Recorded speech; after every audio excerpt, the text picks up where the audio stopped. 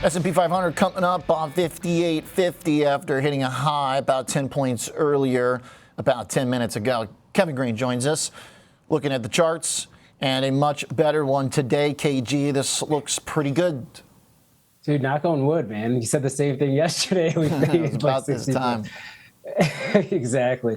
Look, it is looking actually pretty good here today. 58.50 is going to be our positive area, or where we have a lot of confluence right now when it comes to positioning. If you kind of estimate the gamma exposure based on the volume so far, you're sitting at around a $25 billion wall per point up that you can actually see here. So that's actually a pretty significant wall, but we can break through it here, Oliver. And so we do have this nice uptrend line. Yesterday, when we started seeing a breakdown, the breakdown of that trend line was kind of that first signal. So right now we're range bound. We're kind of trying to contest this 58.50, trying to move higher here. And this might be a little bit different than what we saw from yesterday. Yesterday, we started seeing some put flows kind of creeping into the market right around this time. You are seeing some call selling. So those that actually bought earlier starting to unravel just a little bit here. So I would suspect that we will see some volatility, but there is actually upside positioning, and we could actually see a squeeze to the upside here today. If we kind of get past this wall, you could look at 58.80, also 58.75 is where you're seeing those call flows. Any type of fundamental breakdown, you want to see a hold of 58.30.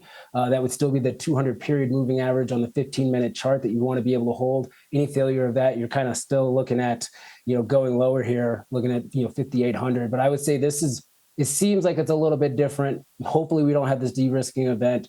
A little bit more optimism when it comes to the call side flows, especially in the latter half of today. Okay. So it seems like some pressure building to the upside, a nice trend there intraday. We finally have an ability to draw a straight diagonal line that leans right. I'm going to move on to question 2 because we just dropped to 58.40. Maybe let's just get that chart out of here before we jinx it. Volatility, you mentioned coming in, VIX. Very, very marginally, but it is coming. Not yet below 22. That's a pretty decent move for VIX. Yeah, definitely. So if we're looking at the 1 year, daily chart here, I hate putting any type of oscillators on the VIX, but it's the best way that I can kind of show momentum. So the VIX is starting to lose steam, right? As more news is coming out, we might see some erratic behavior because of lower liquidity in the markets, especially if you're looking at the E-mini S&P futures. But volatility itself for the VIX hasn't really spiked higher today, just given all of the environment or everything that we've seen in this type of environment here. Can it stay elevated? I would suspect that it will do so. It probably will come down, very, softly, if you will, right? A stair-step approach. But that is something that's actually very notable. Something also just to kind of call out, more qualitative than quantitative, but it's something to keep on the radar. When we had the news or the rumor that we were going to see a delay in the auto tariffs, once they hit Bloomberg, we did see a little bit of a spike, right around a 12.5 and 13-point move to the upside. But we didn't see the market really ramp up until the news was official from the White House. And that might actually be a good thing for us in the market, not getting ahead of some of these news items and waiting for it to actually be confirmed before we actually see positive movements or negative movements in the market. That also kind of explains or some of the durability that we could actually be kind of building up some your immune system, if you will, to some of this news that we're getting out of the White House. So that's something that's also kind of notable. Once again, we can't quantify that on a chart, but I think it's something that was definitely different from today compared to yesterday. Okay. Yeah, well said. Okay. All right. Now, if we are able to maintain pressure on VIX and stocks upward, how much participation do we require? Because the big tech stuff is firm, it's solid, but actually you've got better performers on the day sector-wise, materials, industrials, discretionary, comm services. So that's where it starts to get the Mag 7 included. But you got a couple groups in there that are a little bit more cyclically oriented, a little bit more maybe about an economic message, which I think is encouraging.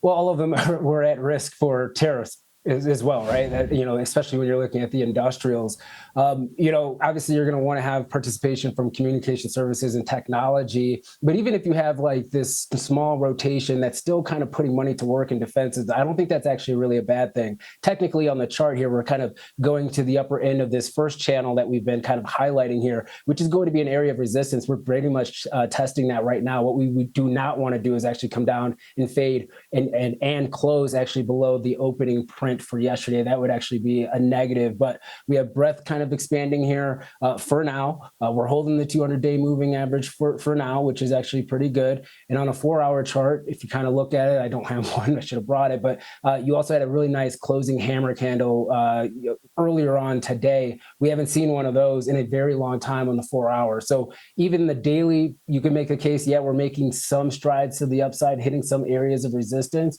On an intraday basis, there is actually a pretty good technical setup here today for a swing for maybe the next couple of days to the upside here, Oliver. And that's kind of what I'm looking for, is more upside potential rather than downside movement if we can continue to hold that 200-day.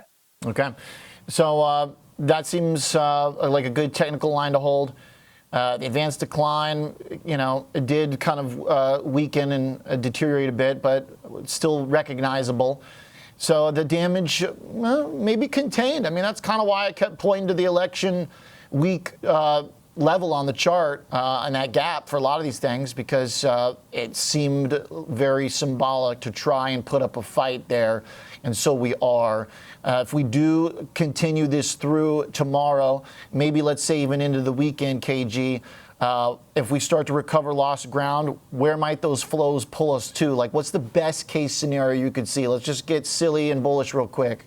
5,900 is going to be your key area. And there has been flows over the last couple of days on the call side there. Now, that's called selling flows, right? So you're selling out of the money calls in order to collect premium if you're collaring a portfolio or a position. But that could be your next area where we might see, one, resistance, and then two, a magnet for prices kind of moving higher. And any type of breakdown below this, I know you didn't ask me that, but I think it's very critical.